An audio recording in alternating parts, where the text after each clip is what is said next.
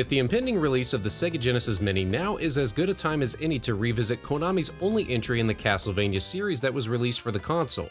Castlevania Bloodlines was developed by Konami and released in March of 1994, 3 years after the 16-bit counterpart Super Castlevania IV on the Super Nintendo. This is a somewhat offbeat entry in the series in that it doesn't involve the Belmont clan, and it doesn't even take place in Transylvania save for the first level.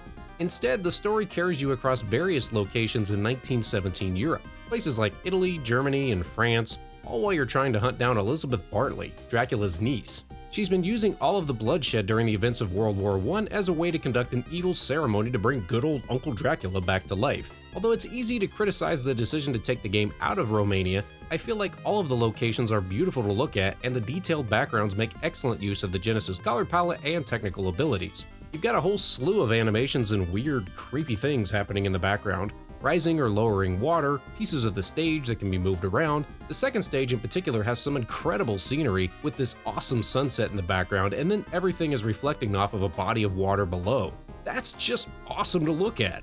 If it bothers you that this is all happening somewhere other than Transylvania, well, I don't know what to tell you.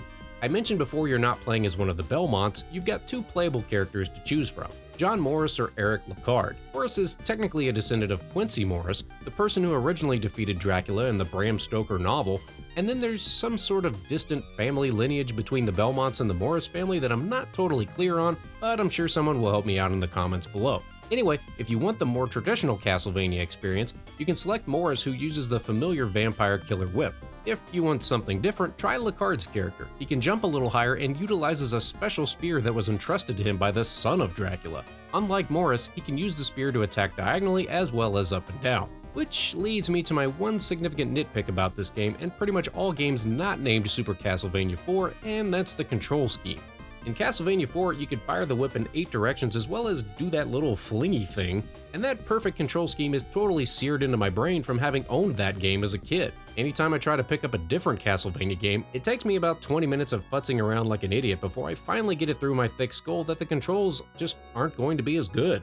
And then I can settle in and play the game. No, I'm not going to sit here constantly comparing Bloodlines to Castlevania IV, and I'm not going to argue about which one is better. It's just annoying to me that this game comes out 3 years after Castlevania IV, and the controls still take such a steep downgrade. They got it perfect in that game, and I wish they would have kept it that way all the way through. But if you can get past the control scheme, this is a fantastic Castlevania game to experience. You play through 6 stages, and it's your typical Castlevania gameplay. Hack and slash enemies, collect special weapons and power-ups, defeat bosses, of which there are several smaller bosses in each stage to go along with the final boss at the end. Instead of collecting hearts for ammo, you collect jewels, but it's the same deal. And it wouldn't be Castlevania without some tasty wall pork chops.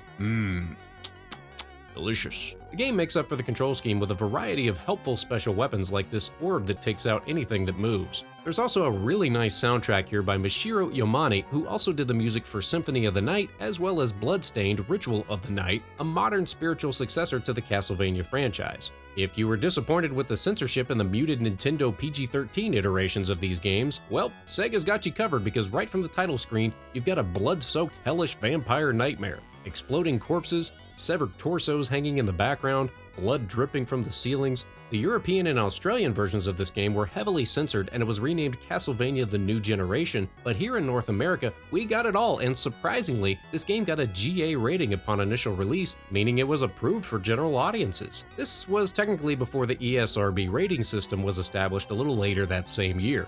Anyway, if you're still watching this, what are you waiting for? Castlevania Bloodlines is absolutely a worthy entry into the series, even if it's on the short side. Thankfully, Konami finally got off their butts and re-released this game in the Castlevania Anniversary Collection, so if you don't want to pay whatever absurd price the original cartridge would cost, it's possible to play it on PS4, Xbox One, and the Nintendo Switch, and it's also one of the included titles on the Sega Genesis Mini. Thank you for watching, please don't text and drive, and I'll see you next time on Friday Night Arcade.